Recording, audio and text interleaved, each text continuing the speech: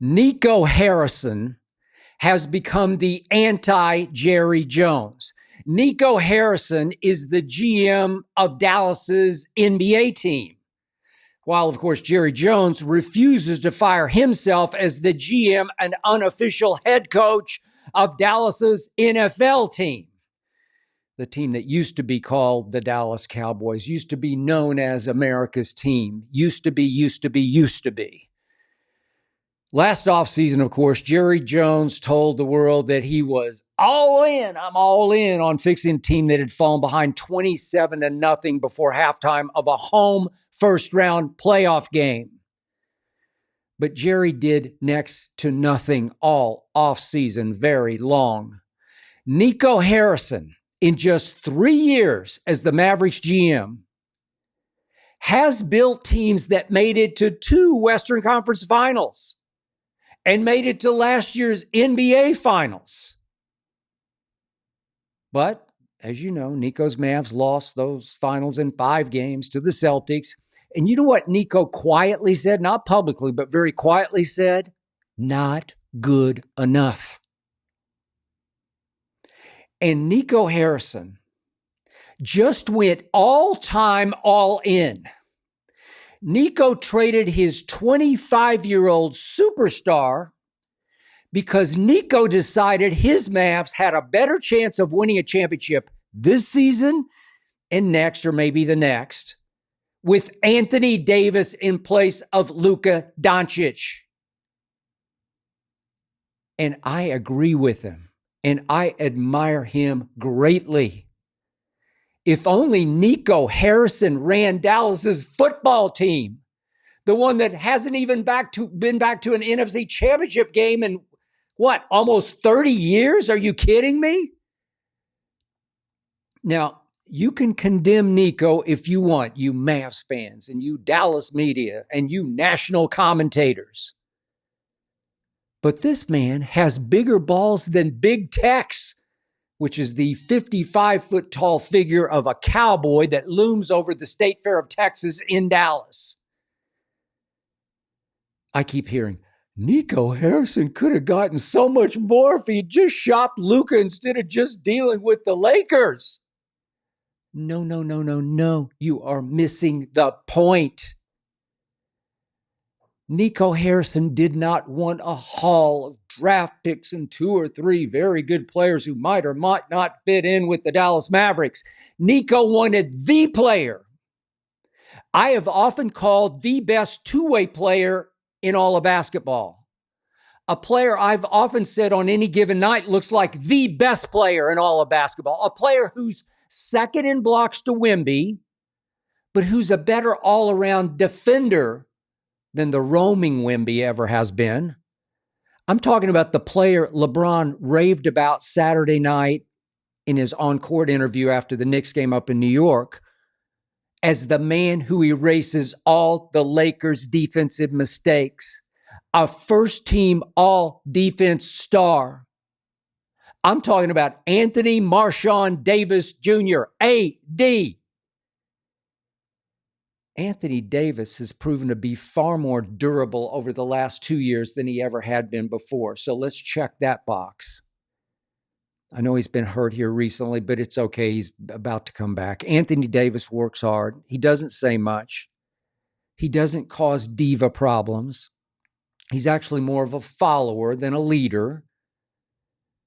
And as Nico said, AD will fit the culture that Nico wants to build with the Mavericks much better than the other guy fit the culture.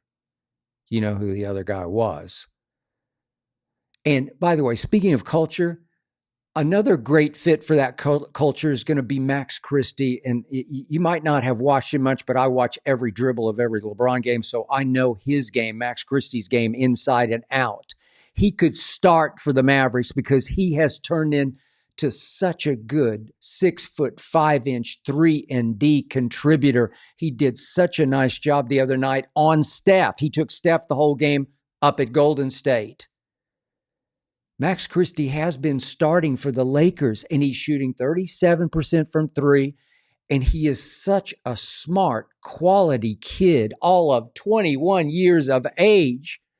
So think about this. Nico got the man he wanted, AD, and he got Max Christie, and he got the Lakers 2027 first-round pick. But he didn't shop Luka because his primary target from the start was, seriously, Anthony Davis? Yes, seriously. He got AD. Nico is obviously a bigger fan of Kyrie Irving than he ever was of Luka. Remember, Nico traded for Kyrie. He paired him with Luka, and then Nico had to sit back and watch Luka pout for the final 20 games of 2023. Remember that? Luka refused to shoot in the fourth quarters of those games, obviously saying to Nico, watching up in the stands, oh, you went and got Kyrie to close games, so I'll just stay out of the way in the fourth quarter and I won't even try to shoot. Those Mavericks unraveled. They missed the playoffs. But last season, Kyrie made it clear to Luka that Luka, was the man. That Kyrie would just ride shotgun. He'd play 1A. He'd take shots only when Luka needed a little break. And it worked until the finals. But as I have said about Luka over and over and over the last 3 years, he has never been in great shape. Luka has a double chin. He's thick around the middle. He looks like his body fat, I don't know, could be up over 20%, while most NBA players are under 10%. Luka obviously doesn't really care what he eats or drinks. He's obviously no weight room workout warrior. And it looks to me like he just tries to stay in shape by playing basketball during the season. So, as we all know, LeBron spends $2 million a year on his fitness. Looks to me like Luka doesn't spend 2 minutes a year on his fitness. Nico just said, I don't want to bet on that formula for the next 5 or so years because next summer, Luka is eligible for the super max. What is it? 4 years, $360 million. Nico has Kyrie. Nico believes in Kyrie as a clutch closer, as a veteran leader. And now Nico wants an older and wiser Kai to become the man and the leader in Dallas. And I believe that is a safer bet. To me, Kyrie has grown up a whole lot since all those issues in Brooklyn. I had lots of issues with him in Brooklyn. He's just different now. Saw the light, grew up, became a dad, became a husband. Should have been an all-star this season. I mean, come on. If I just say the name Kyrie Irving, that just says all-star. Now he's going to have a chip on his shoulder because he's not an all-star. Now he can return to being full-on Kyrie Irving. Go from backseat to grabbing the wheel that Luka controlled. Furthermore, I will bet you Nico has had enough betting on a superstar who just can't shoot. So while LeBron is everything Luka isn't when it comes to fitness, they're exactly the same player when it comes to three-point and free throw shooting, which means they're both pretty pathetic by superstar standards. I know I've beaten this to death, but just telling you the facts. LeBron is a career 34.9% from three. That is pretty awful.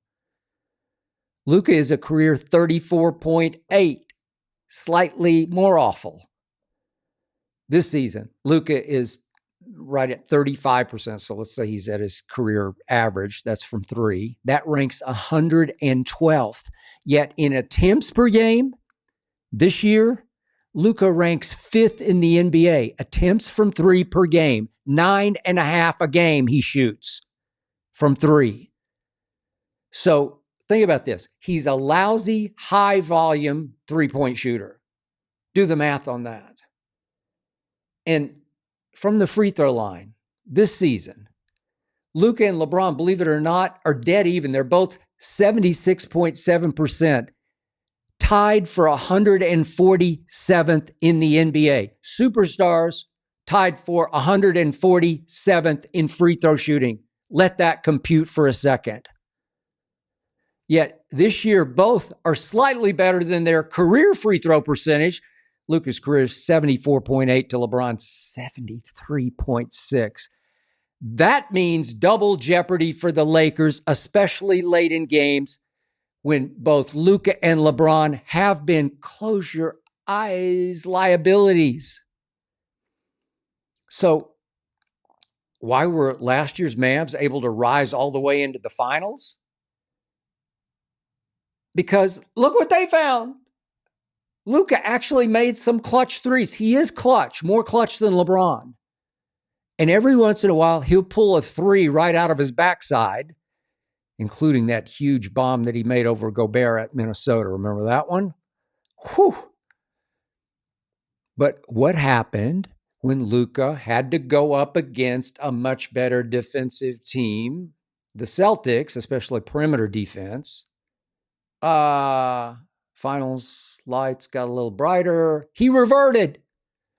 Luka in the finals shot 11 for 45 from three.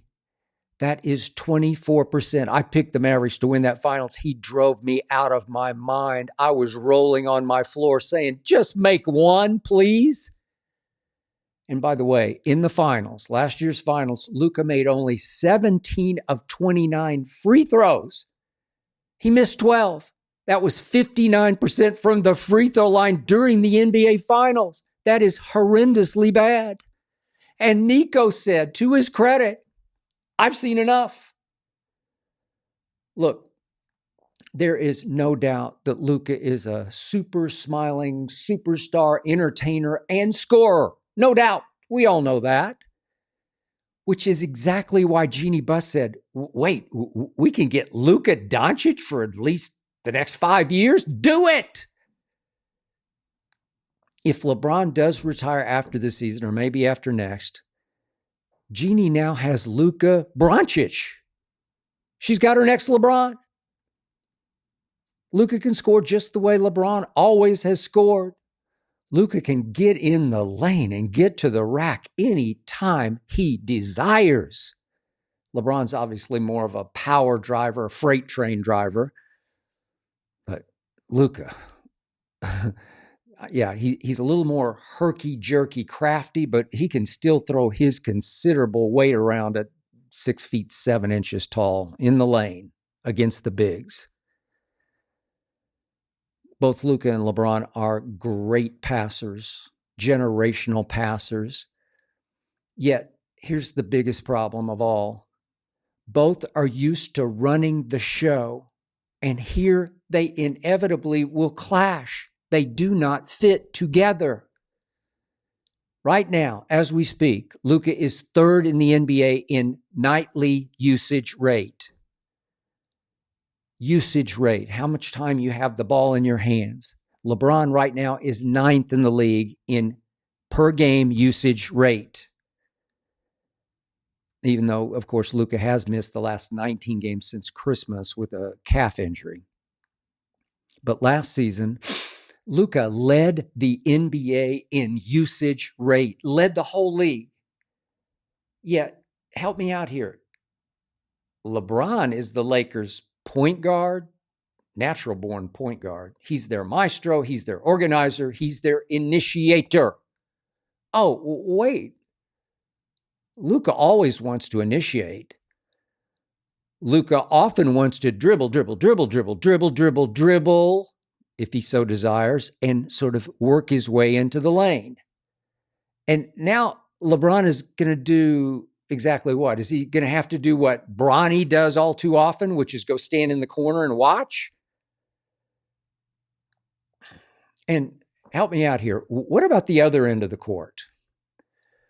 What about playing that thing called defense? Neither Luka nor LeBron nor Austin Reeves, I'm a big Austin Reeves fan, but none of the three is exactly considered at this point a defensive demon, although I thought Luka got better, certainly tried harder on defense during last year's playoffs when he did lead the playoffs in steals. Give you that. But the Lakers just replaced their defensive eraser, AD, with a Luka who has never really cared about playing down and dirty regular season defense, maybe not even a lot of playoff defense. That's yet another reason Nico made this deal. Nico plunged on a win now move, unlike anything Jerry has done since signing Deion Sanders. That was 1994-95. Whew. Jeannie Buss just jumped at a beautiful long-term business opportunity, and I don't blame her for that. She's about butts and seats, about eyeballs watching television, and she can now have Luka smiling his way to scoring titles and who knows, I don't know, maybe 2 or 3 MVPs over the next, 10 years as a Laker in LA. Good for you, Jeannie. Congratulations. That's why I do not believe LeBron was consulted on this move. I don't believe it at all. For the Lakers, this move was far more about post-LeBron future than right now, right here, right now. It's far more about next year and the next. I also believe LeBron, when he tweeted lie, L-I-E, lie, at the national reporter who said LeBron was ready to move on from AD at last year's trade deadline. I do not believe LeBron was ready to move on from his fellow clutch client last year or right now, either one. And I do not believe LeBron is looking forward to trying to figure out on the fly how to share the basketball with the king of usage rate, Luka. I'm just telling you the truth. From my heart, I do feel sorry for LeBron James right here, right now. Now there will be nights when he'll feel like the second most popular Laker. Now he'll no longer be the center of attention in LA. Now I won't be surprised if next summer LeBron opts to join Steph for one last hurrah at Golden State, and LeBron could be a free agent if he so chose this coming summer. And yes, I know Luka has spoken glowingly about how LeBron was his childhood idol. Okay?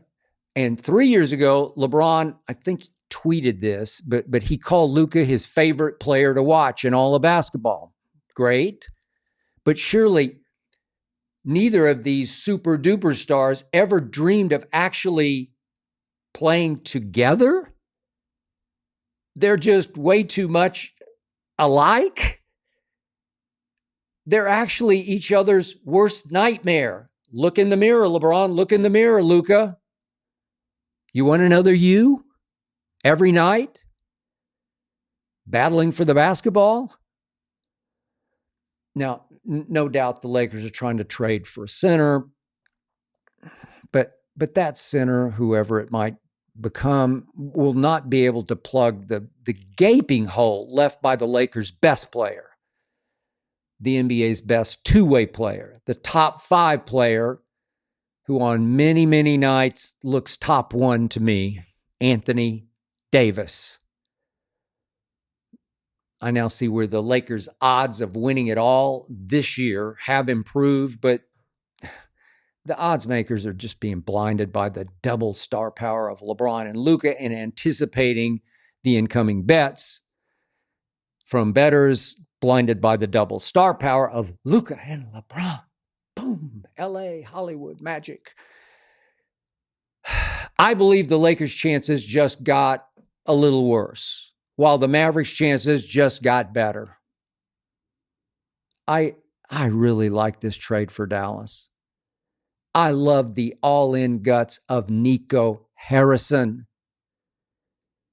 He just said to the world, I am going to trade my out-of-shape, can't shoot, no defense playing problem child for a grown man who can dominate on both ends. Man, I wish I could trade Jerry Jones for Nico Harrison.